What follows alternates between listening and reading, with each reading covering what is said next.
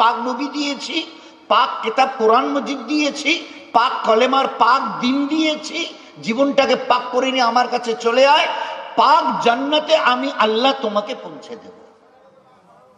আর এই কটা দিনের ইবাদতের বিনিময়ে কি তোমাকে দেব শুনবে? শুনবে? আল্লাহ বলেন। আচ্ছা, এই সময় যদি মমতা ব্যানার্জি কে ভাই আমাদের পশ্চিমবঙ্গের? ভাই কে? ভালো, আপনাদের বুদ্ধি আছে গো। তো মমতা ব্যানার্জি এখানে এসে আব্দুর রহমান এই ভাই একটু সামনে ডাকার পরে আমার প্রণাম নিন, আমার প্রণাম। আনন্দের চোটে ফিটকিয়া পড়বি না পড়বে? মুখ্যমন্ত্রী আমাকে প্রণাম করছে, নরেন্দ্র মোদী ভারতের প্রধানমন্ত্রী আমাকে প্রাইম মিনিস্টার প্রণাম করছে। ওরে বাপ, মই কি হল? ওই দিন আল্লাহ আমার এই দিন আঙ্গুলি গুনা কয়েকটা দিনের ইবাদত, কয়েকটা দিনের ইবাদত আয় আমার কাছে। তো ফের জান্নাতে আল্লাহ পাক নিজে যাবেন, আর আমাদের জান্নাতে নিজে আমাদের ডেকে নেবে না, আমাদের ডেকে নেবে না, আইসো আইসো তোমার সাথে আমি একটা কতক্ষণ পরিচয় হন তো আইসো, নেই। আল্লাহ হারগিজ ऐसा नहीं करेंगे। আমার বান্দা দুনিয়াতে ইবাদত করে এসেছে, তাকে আজ তার মর্যাদা দিতে হবে। আল্লাহ প্রত্যেকের আমাদের নিজ নিজ জান্নাতে গিয়ে তার ওই নুরানি চেহারা আল্লাহ পাক আমাদের দেখাবে, আর আমরা ওই সময় দুই চোখ ভরে আল্লাহকে দেখে মুখ খুলবার আগে আল্লাহ আমাদের জন্য মুখ খুলে বলবে, আসসালামু আলাইকা ইয়া আহলাল জান্নাত, হে জান্নাতের অধিবাসী বাসিন্দা, তুমি আমার সালাম গ্রহণ করো।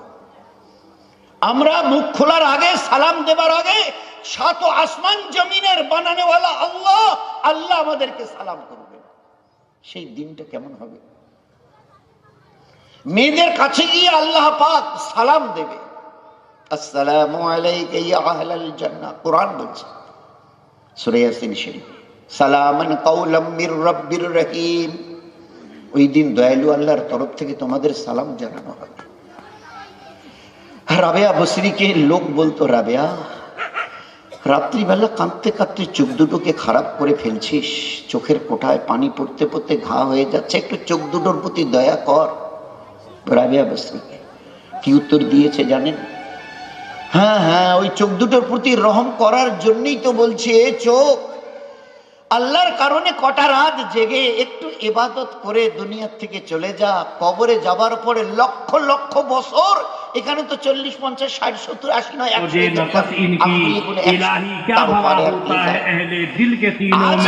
কষ্ট করে আল্লাহর কারণে কটা রাত জেগে আল্লাহ পাক বড় মজাদার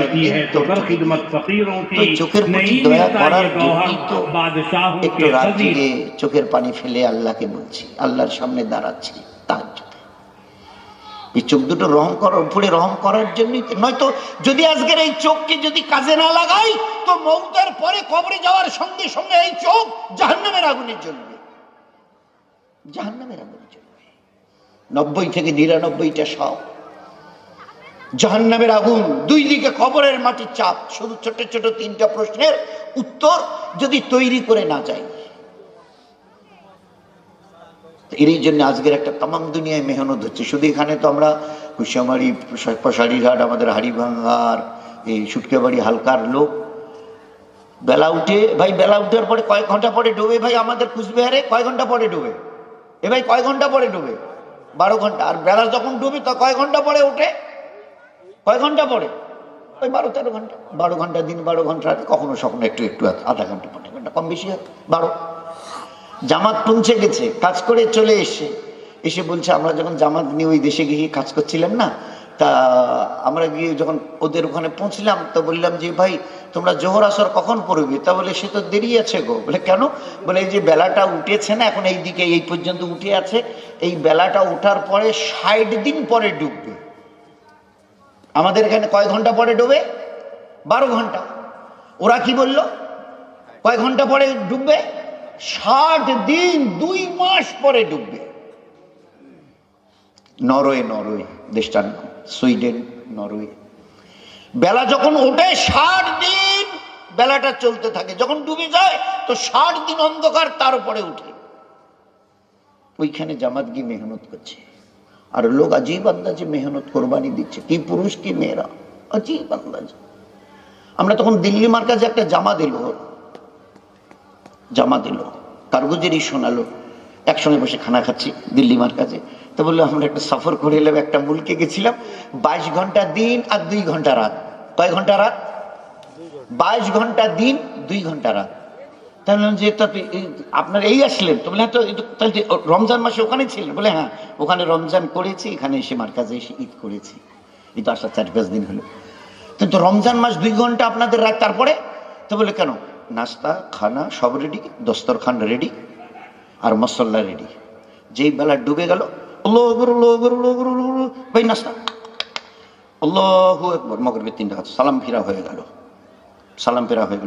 আল্লাহু আকবার, আল্লাহু আকবার, আল্লাহু আকবার, আল্লাহু আকবার, ইশার ফরজ নামাজ হয়ে গেল, আল্লাহু আকবার, তারাবি হয়ে গেল। ভাই তাড়াতাড়ি খাও, তাড়াতাড়ি খাও, তাড়াতাড়ি খেয়ে নিয়ে সালাম ফিরে তাড়াতাড়ি ফ্রেশ হয়ে আল্লাহু আকবার, ফজরের 2 রাকাত ফরজ নামাজ।